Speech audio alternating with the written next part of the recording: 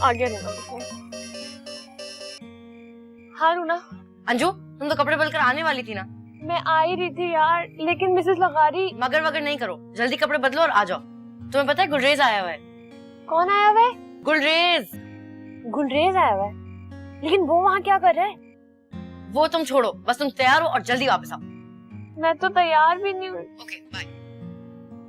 पागल। ये बुढ़िया भी ना, अल्लाह पूछेगा इससे।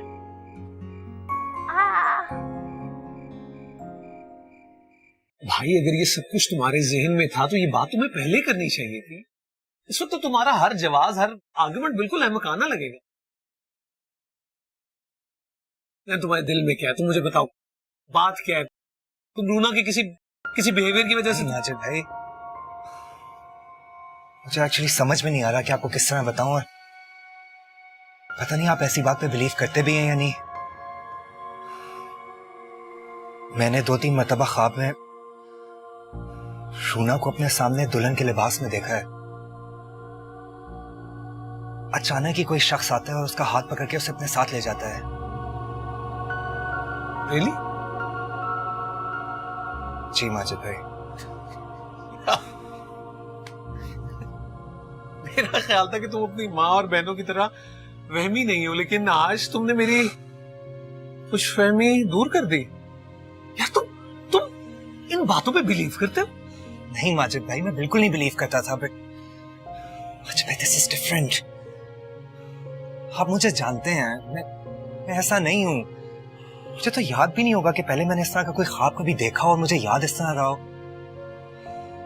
माजिद भाई, ये इशारा है। ओके, लेट्स सपोज के रूना किसी और को पसंद करती है और ये बात वो अपने घर वालों को नहीं बता सकी, और अब उसकी शादी तुमसे हो रही है, तो तुम क्या करोगे?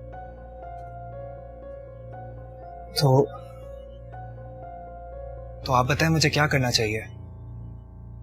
तुम्हें वही करना चाहिए जो मैंने किया। आपने क्या किया था? मैंने बगैर किसी फिक्र फाके की शादी कर। क्या मतलब? आप भी किसी के साथ इन्वॉल्व थी? थी नहीं, अब भी हैं।